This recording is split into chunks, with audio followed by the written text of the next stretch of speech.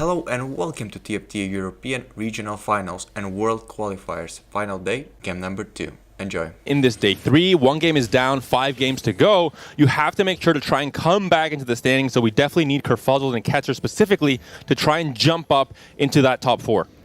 And that's going to reflect heavily in how they played this one out. As you said, maybe we'll see the hero organs will send them in that direction early on. So to reflect back on, particularly on, say, Kerfuzzled, of course, going out in 8th last time round, had this incredible start from the organs, but just couldn't bring everything together. If we do see a similar start again, what kind of stuff would you like to be seeing our players doing, particularly Kerfuzzled, differently? Well, in his case, I think most of what happened in that game wasn't up to him. He had the Ancient Archives, he had 2 Tome of Traits to open. I guarantee you, if he was offered Gadgetzine Emblem, for example, he would have taken it and probably would have done very well. He's shown already in day 1 his expertise on the comp. Instead, he was offered Infinity, maybe not as comfortable on that line, ended up in an 8th place. And being contested as well is never a good thing to have to fight your way through. But we'll keep an eye out, of course, for those early ones coming in. Again, for anyone who has just tuned in, as I mentioned before, we've got 5 more games, including this one, to find our top 4 to go forward to the championship to represent the EMEA. And of course, 1 champion to decide by whoever has the most points when game 6 is done of the day. Some key units being held here by Lusher. Ideally, I imagine he will be selling this Camille in that little middle area of his bench to try and buy the Pantheon and the Gangplank. Have his options open in case there is a 1 or 2 cost reroll. You have the Ashes on one side, the Defenders on the board, and the Infinite Teams on the left or now on the right side of his bench as well. With a good start, you could go into Duelist with the Locket possibilities or just a Sunfire Cape as well, but he's offered the mythical Axiomark. Does he take it? We'll be scouting to see if anyone else might have an opening towards this Lulu comp. It's got to be tempting. I mean, Kevin Parker showed exactly what this augment is capable of. But as you said, picking up from the early going just definitely gives you a very strong direction. Sure Shot would as well. Defender Crest, always an option there.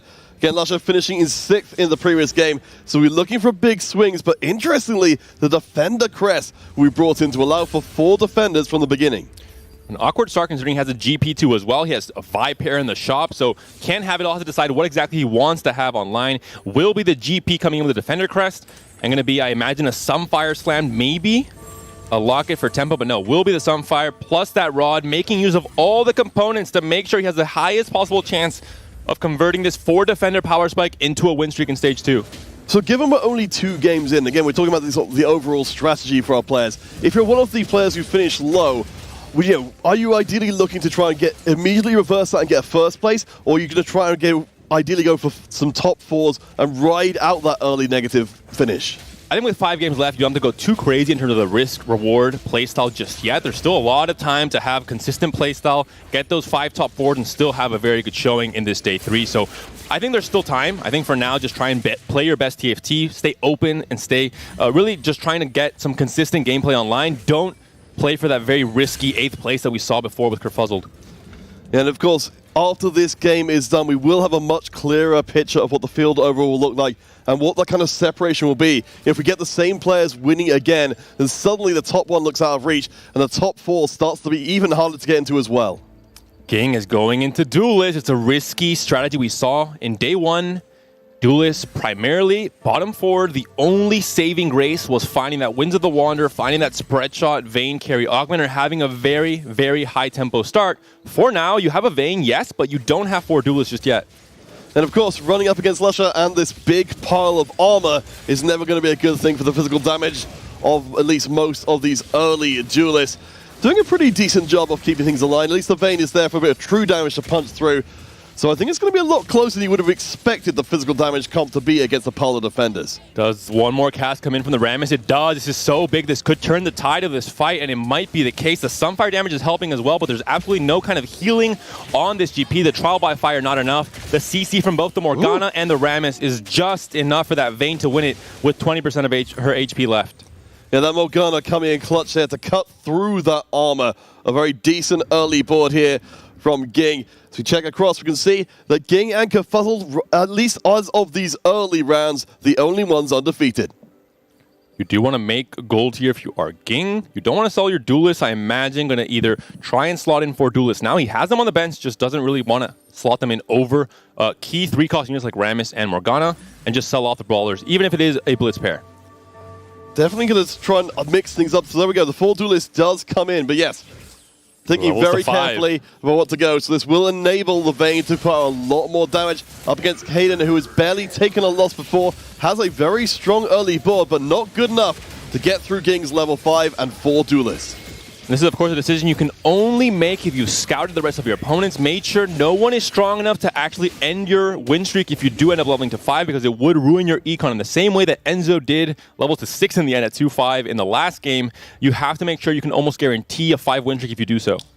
Yeah, it's high risk, high reward, but I suppose, that we talked about for our players who are towards the bottom, potentially wanting to go more risky. Towards the top, of course, you do give yourself a little bit of a more of a cushion that if your game plan does go awry, you're not immediately out of contention.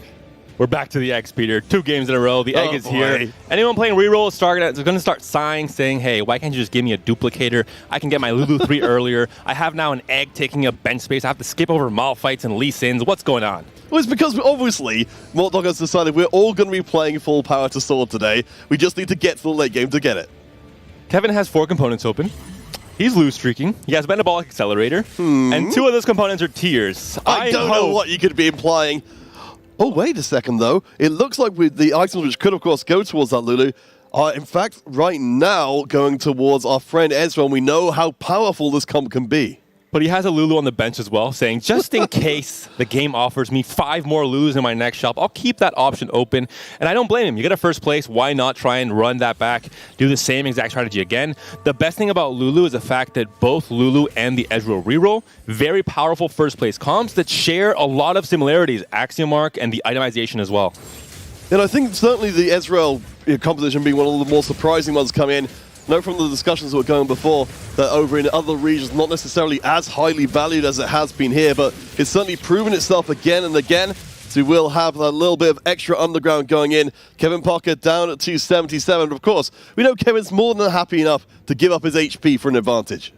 No Lee Sin purchase, no attempt at even trying to fit in this Lee Sin. So I think Kevin Parker, with Metabolic especially, underground becomes that much better. One of the biggest problems we've seen is you're just trying to risk this, go to get to that 4th cash out that usually gets you those Radiant items, and you just aren't able to make it. Salvi just barely did so in day 1, ending up with that 1 HP comeback into the first place. So a good combination of augments, and it's what I mentioned in the game 1 of today, Peter. You have to lean into what the game is giving you. If the game gives you underground units and metabolic, it's telling, hey, maybe you should go for a really big loss streak and then cash out and get that huge power spike in stage 4.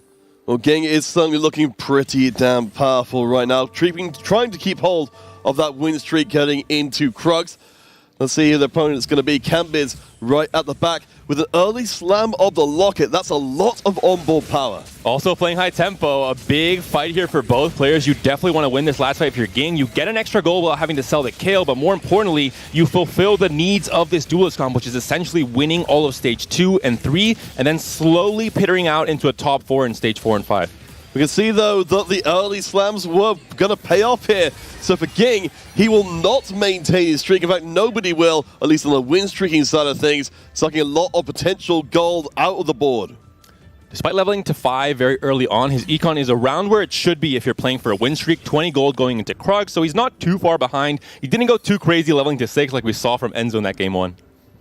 Yeah, so a slightly less of a risk and a slightly less of a reward, but in this case, with the rest of the lobby, sharing the losses more or less between them. We're keeping an eye out for Ketzer down towards the bottom and Hayden as well, who've been taking most of the losses, who may well have, and as we will confirm here, a lot of the golden lobby is towards the bottom, with the exception of Cambiz. And both Hayden and Ketzer, players that ended up in the bot 4 coming to that game 1, players that had to try and bounce back. I commend them for still playing a loss streak start, knowing that they have the skill and the talent to know how to flip this around in stage 4 with all the extra gold they're given. Potentially even at 3-5, that's a role line I want to look at for some of these players, especially for Kevin if he wants to cash out early to try and get that power spike a little bit earlier on and level to 7 and roll down and find those forecasts before the other players.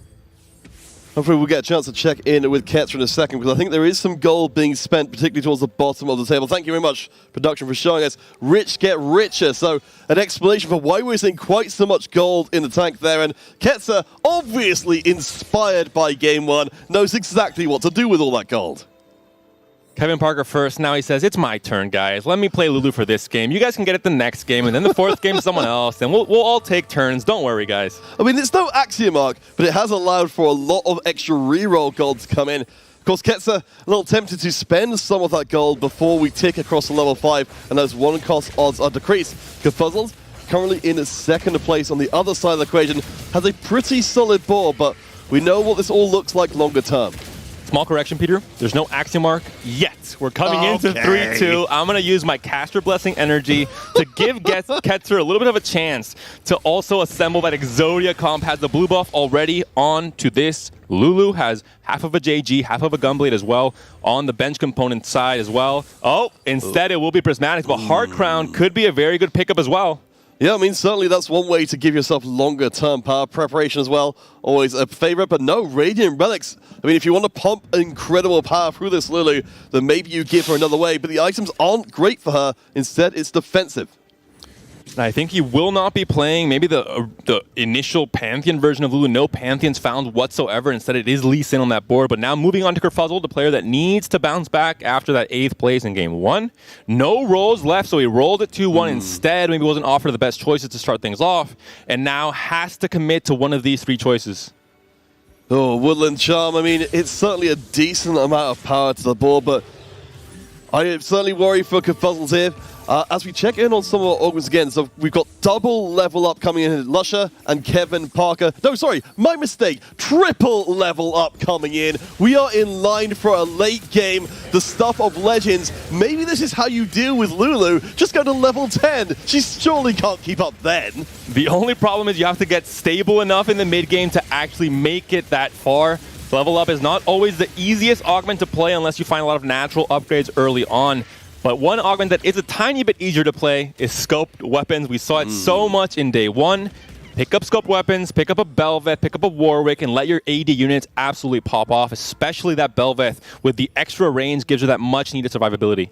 I mean, the scoped weapons has been scattered out by Barry, our analyst for this event, just highlighting just how incredibly influential it's been. We've talked about it before. It just gets the job done. Kefuzzle, though, doesn't have the scope weapons, but says, you know what, I'm going to position my Belveth like I do. I think it's just the spot where she is safer at the start of the fight, does not pull out any aggro just yet. And Belveth's one of the best units in the game in Stage 3, especially when you itemize her. She does so much in terms of actually getting things done, similar to Vayne, for example, two of my favorite units in Stage 3, because they kill off units, they make sure you're preserving HP, even if you are losing fights. Enzo's with the Windfall here, deciding to go for raw gold in the bank, so presumably looking for the longer term with the Spell Slingers in place for the time being. Up against Cambis, who is on a win streak. Both of them, in fact. So one of these two will leave without. I think for Cambis' side of things, you mentioned, going to need a lot of gold to hit that level up long term. Would love the win. And Enzo, a player that had a very good meta read, obviously coming to this tournament with such great results he's been able to have the first 2 days. Leaning into a comp he's played already, one of the meta comps right now in TFT for Ox Force, for Spellslingers. Has the Spellslingers part online for now, just 2 Ox Force. But overall, I imagine he will be leaning into TF. Unfortunately, no TF's going to be in this Stage 3 carousel. There is going to be a Garen with a sword, though. And for Kevin, who has first pick, he's thinking about it. He's going to take the Rod instead. So looking at our overall field, as mentioned before, Cambis currently on the win streak on 94 HP. The top of the table actually pretty loaded right now. We've got a stark difference between our top 4 and our bottom 4 right now in terms of HP.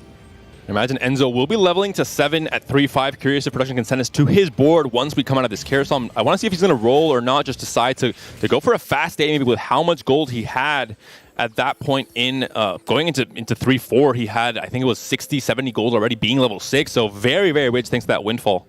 Now, as we check in with game, we can see the 6th Duelist has already been reached with a Spatula on bench. It seems like we are in line for a Duelist 8 game potentially.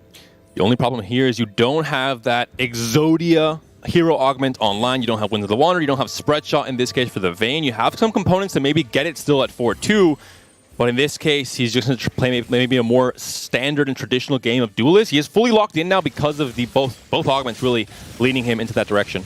And our observer, Danny Lengus, know that Cambis actually intentionally sniped the bow on the carousel to stop the second Duelist emblem from coming in. Of course, pushing the power of the Duelist. Yeah, early on is tremendously important. Perhaps a somewhat lesser effect of what we saw from the Lulu comp in the previous game, where it demands some sort of reply. It's going to come down to Wolves able to find a natural bow and naturally hit 8 duelists early on. Once he goes 7, that could be absolutely massive. In this case, he's going to stay on 6 duelists for now and has some gold to roll when he gets the Wolves as well. I mean, the board is still pretty good right now, and of course, we've got the Annie hanging out with the Duelist emblem, waiting for the Twisted Fate to arrive longer term. Our eggs are close to hatching. Quick explanation for viewers that are wondering, what is Ging doing with his shop? Why is he buying and selling units? It's actually a very high-level optimization that players do in a tournament like this one, where every little thing counts. All these units are currently stuck here on your shop. Other players are not seeing them in their shop if they are rolling down. If Ging thinks these units that he has in his shop are not valuable, he wants to buy them and sell them so they go back to the unit pool and make the opponent's rolls a little bit less important. We are in, again, rarefied air here. Our 8 best performing players in EMEA up against each other, so there is no advantage too small to set aside, especially when 1 point could separate you from the entire experience of going to the Global Championship at all.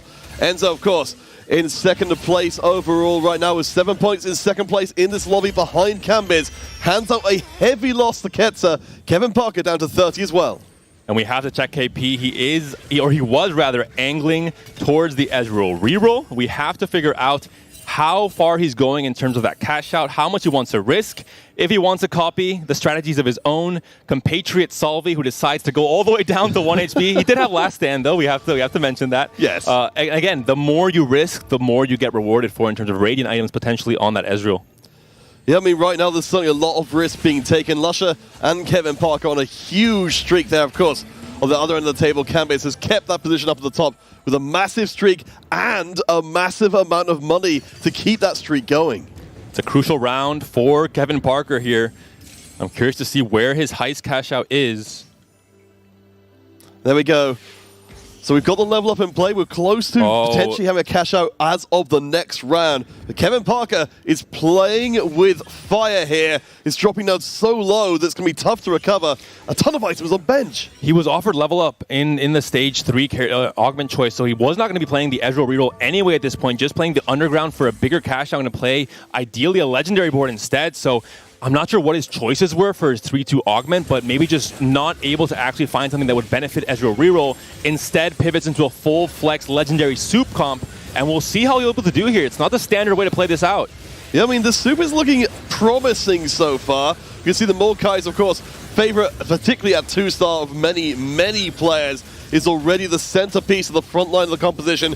We've got the Syndra in the backline, chucking in more units as well. I think it will only serve to soften this loss, but a loss it will still be, pushing Kevin below 20 HP.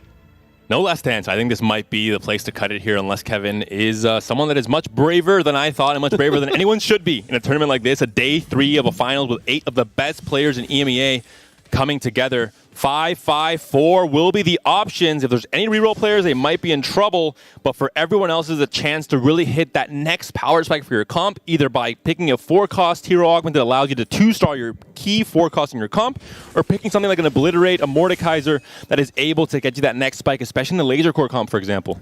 Yeah, I mean, as you said, with the legendary soup, there's going to be a lot of different damage types floating around here, so the universal shred is definitely going to be paying off. Okay, Kevin, okay, we see you. It's okay. We know you can't risk it anymore. You're at 20 HP. You're in big trouble otherwise. All right, so we've got the Radiant Thieves Gloves. That's at least going to allow for one of these big legendary units as they arrive to really come online. But a lot of this money we'd like to be seeing spent on leveling up is being spent right now to make sure Kevin doesn't fall before that even happens. And this is pure flexibility in, visual form. We're seeing a Jhin online, a Syndra with a blue buff, a Mordekaiser as well. Just a mix-up of any unit that Kevin values and thinks can get things done in this point in Stage 4. All he needs is to stay alive to start winning some fights here. Yeah, but Kenzo's is going to have something else to say about that. You can see the little block up in the corner being just barely obscured. It's already very, very powerful. The last couple of shots coming in. Kevin Parker, so little room to maneuver and loses again. LeBlanc just a little bit too tanky. Kevin is not happy about this loss. I would love to right-click on this LeBlanc and see how much HP she has. When this happens to me in my games and I see the 6 HP, I just start, I'm not going to say what I say out loud, but I don't want to get fired just yet. But it is not good stuff, that's for sure. No, and there's a lot of big news arriving. Of course, we noted that we've got the Mordekaiser up to 2, but we've got a lot more coming in as well. Ketzer picking up the shiny, and from the rest of the field, we are seeing my sword is your shield. So it's not quite what Morddog was asking for, but it's pretty close. What is it called when you make a wish or something and it comes off the partially? Monkey's paw? That's it. Exactly what we're seeing here. If it goes really badly, it absolutely will be a monkey's paw. Morddog has to work on his blessings. It worked halfway through, not quite, but my sword of your shield still a very good tank augment, of course, for that Garen to try and find some amount of frontline to get your backline damage, to stall for time, really, especially if you mech that Garen. Yeah, we'll be updating you folks as we pick up more of these augments coming, because there's a lot to talk about as these boards develop. With these 5 costs adding to the field, there's a ton more power. As Ketzer on 37 right now will take a, going to take a fairly serious loss. I think it still will be the case. Kevin Parker at the bottom does not lose though, so he will hold on for a few rounds longer. High roll's a component, but does not high roll a win here. Ketzer once again down to 27. And a lot is repeating itself in terms of Ketzer's board. He was playing Spell Slingers in that game 1, leaning into AP. Once again, Sona on the board, playing some form of AP, this time more into Hearts. Not really Lulu reroll, just more traditional Hearts. And it is not going well. 27 HP for Ketzer, 31 for Kerfuzzled, 36 for Lusher. Almost an identical bottom 4 except for Kevin Parker. I mean, for Kevin Parker, of course, getting first in the first game means that he has gotten out here, that he basically resets his tournament if he goes out in 8th. For Ketzer, it's very much not the case. A 7th place in the first game, another 7th place here, and you're already wondering if you can even potentially breach top 4 at all. We're back on Ketzer. He's rolling for that Sona 3-star, is very far from hitting and has no gold at this point in time. He does have that Bulwark Oath on the Lee Sin, but I'm not sure it's doing enough to buy time for that heart scaling to come in and that damage from Sona to come in as well. Interesting board here for Puzzled. We've got, of course, the duplicated with the Woodland Charm. Warwick in the mix with 4 Laser Core and Brawler, so this definitely could get a little bit stronger, but of course we know the Mordekaisers have already been getting sniped out of the pool. No MR Shred whatsoever on this board. No Morgana with a Shiv. No Ionic Spark. Not going to help that drone damage to come through. The Warwick with a Gunblade, also not ideal. I mean, a lot is going wrong, and I've talked about it so many times this weekend, Peter. If you're playing Laser Core, you have to do a lot right for the comp to really pop off. I don't think it'll be the case, but it's enough for now. This Warwick is hungry for some kills, and he does get them. Canvas taken down to 70. Yeah, and that's not bad at all. I was absolutely with there. I did not think that board was going to be able to manage it.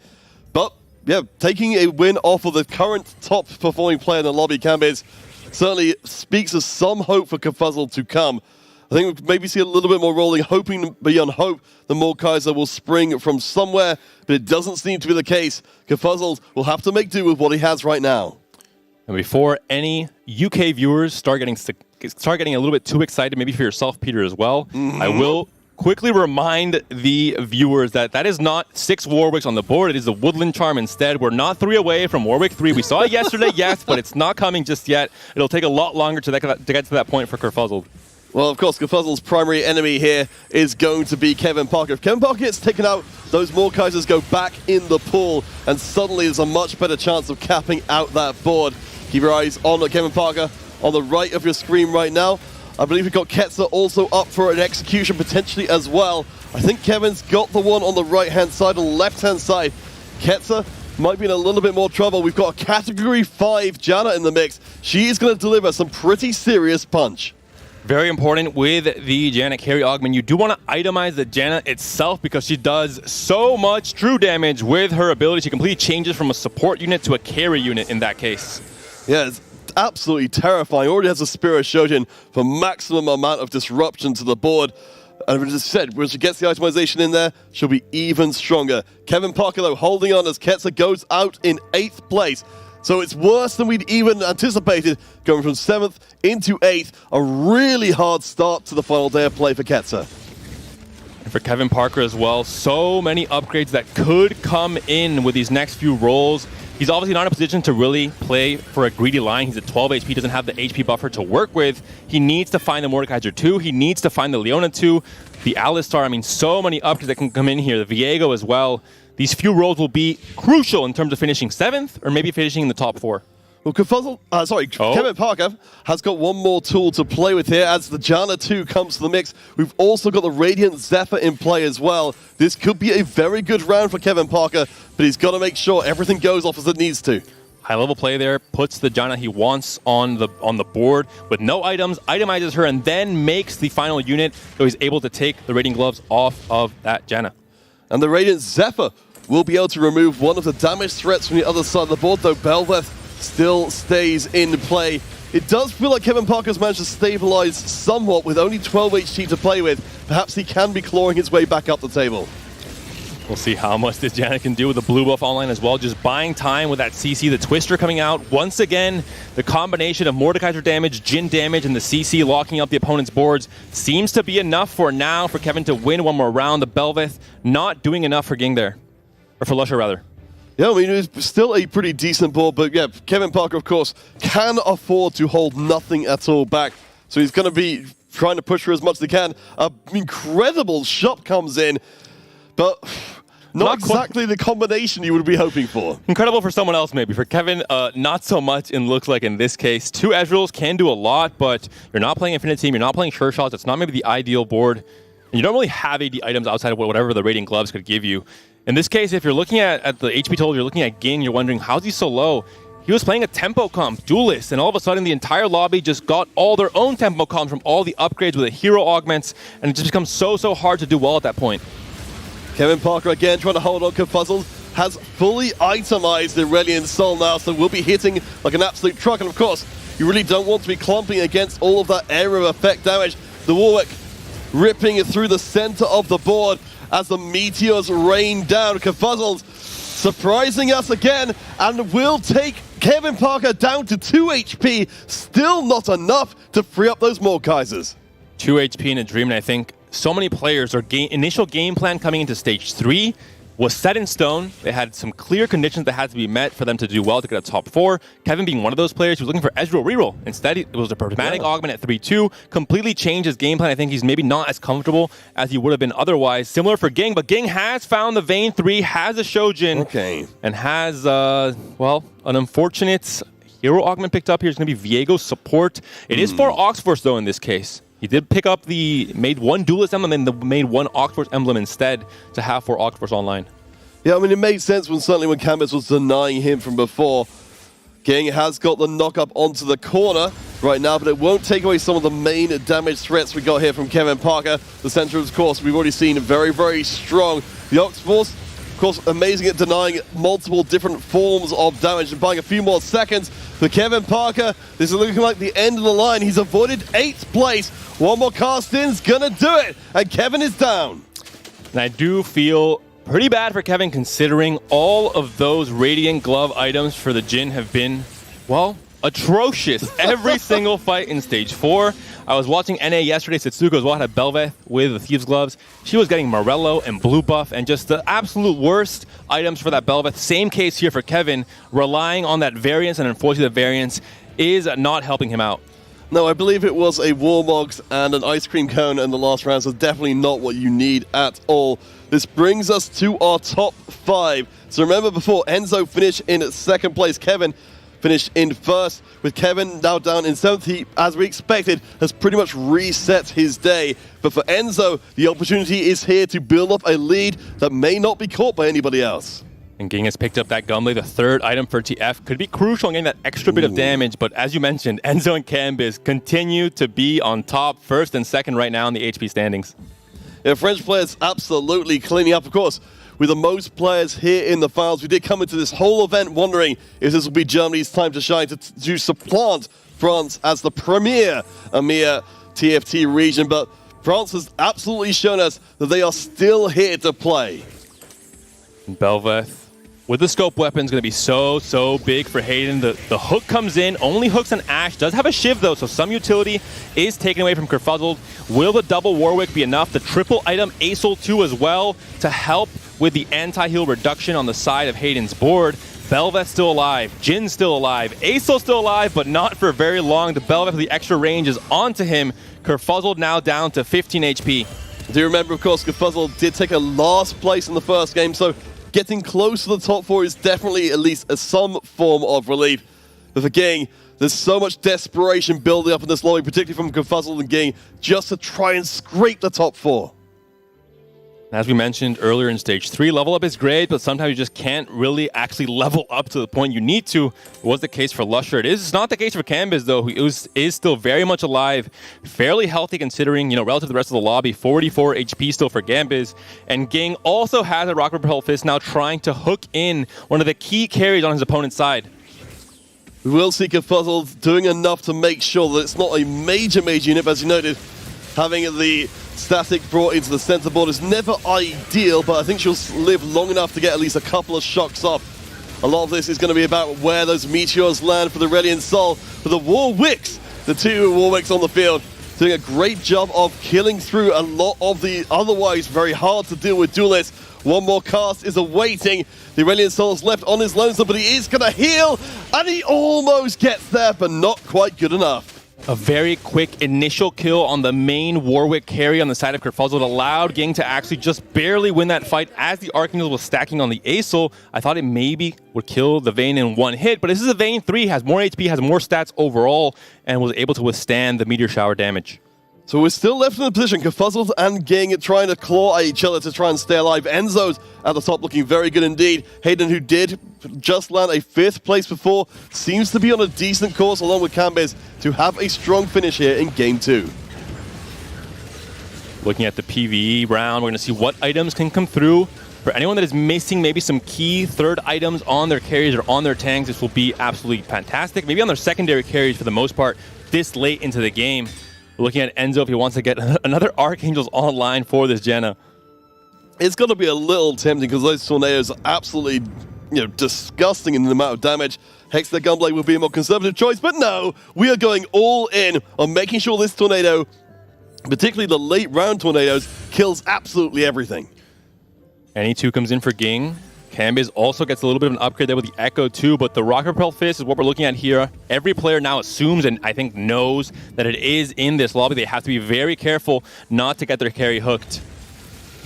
I mean, we talked about this in a previous game, these small moments of play that can completely determine your tournament future. Cambiz up on the left-hand screen right now, Kerfuzzled on the right. Ging and Kerfuzzled, of course, both still fighting for their lives. The Warwick right in the center for Kerfuzzled on the right-hand side will fall down, and immediately the Reliant Soul ripped to pieces, but Ging is going to die as well. It's a matter of who takes the most damage. And that triple item, Leona doing so much. Perfected Solar Flare, there was the augment picked up by Cambiz. And this makes Leona an actual carry unit. She has also the survivability she usually lacks. You have a Bramble Vest to stop most of that crit damage. And you also have the BT and the Gunblade to heal with all that true damage alongside 2 Ice Cream Cones, helping out both the Viego damage and the Leona with some extra AP as well. The Reforge on the triple Runans, I think is the correct decision there. The Jing was not doing too much. I think 1 Runans might be good. 3 of them, a little bit too much to actually get things done.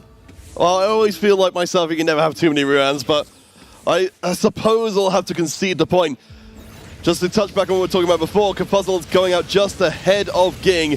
Very, very lucky to hit the top 4 there, given how that game was going. For the remaining 3 players, they are at full power. Once more, Enzo with the highest points total remaining of any of our currently alive players, trying to get a big Janna tornado out, but even at level 9, doesn't have the 2-star quite yet. It's not doing enough for Enzo, and very similar narrative to the last game that we saw in Game 1. Enzo taking the lead, great tempo comp, really at the forefront all throughout stages 4 and 5, and then slowly starts losing the wind in his sails coming to the late game, with Cambiz also one of the players that was in that top 3 in Game 1, now also in the top 3, but Hayden is the big surprise, win streaking 32 HP and has a chance to maybe win out in this Game 2. I mean, Hayden's made a great recovery from Game 1 to keep himself as part of that conversation. We'll see how we do up here against Cambiz. Very similar HP across all of our 3 remaining players, looking for that tiny edge. The hook this time does manage to catch the Syndra. We'll see if it's enough. And the Jhin and the Bel'Veth. The Bel'Veth a little bit stuck there in the end, not really able to get past his front line, not really dipping into that back line action that she's able to do in some cases, especially with the extra range. And Viego is having absolutely none of it. Bonks down onto the Bel'Veth, kills her off. And now it is all up to one little, well, maybe not so little, Aatrox, but he is all by himself. Hayden taken down a notch, 14 HP for the Swedish player.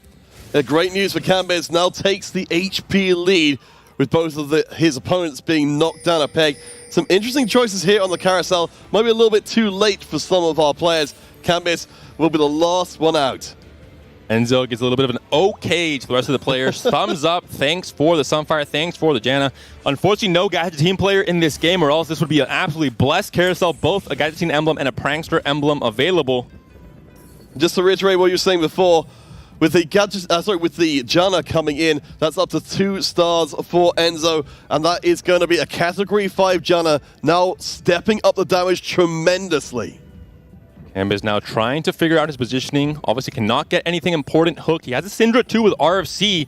That's going to be a big chance to really get in a lot of these key 5-cost units. Sells off the Nunu, valuing the chance for the Leona coming in first, and then alongside the Mordekaiser or the Leona that are in the shop as well. Maybe the Viego. The Oxforce is so important. It's a great Syndra pull-in because the Oxforce unit itself buys so much time with a trait, how it works out. With the rainy weather and the 2 Archangels, there's an immediate cast from the Janna at the back of the board. She's looking for cast number 2 as everyone clumps up. Of course, once that tornado lands, pretty much everybody dies, but she doesn't stay alive herself long enough. And somehow, someway, Cambiz keeps on winning. Enzo takes a loss. Hayden takes a loss. Cambiz on course to take first place. Not surprised with Hayden's results. Bel'Veth Scope Weapons is fantastic for stability in stages 4 and 5, but eventually it gets outclassed by the stronger 5-cost legendary augments. And overall, a board that looks like this. You have so many strong units on this board for Cambiz. We're seeing Riftwalkers absolutely everywhere. And generally, the Spellslinger's Oxforce comp, despite it having the kind of that +1 of having a Janna carry augment, is not really a first place comp. It's more of a top 4 in most cases. It certainly seems to be the case here. I wasn't quite sure how to read the power level of the Category 5 Janna. It definitely doesn't seem to be doing quite enough as of this round. We'll see it go around once again. I believe this is Enzo versus Hayden, yes. So one of these two will knock out the other, leaving Cambiz in position to take first place. And the Janna has a Shojin, yes, but then it's so hard to get her attacked to get those Twisters out in time. The Archangel stacking slowly.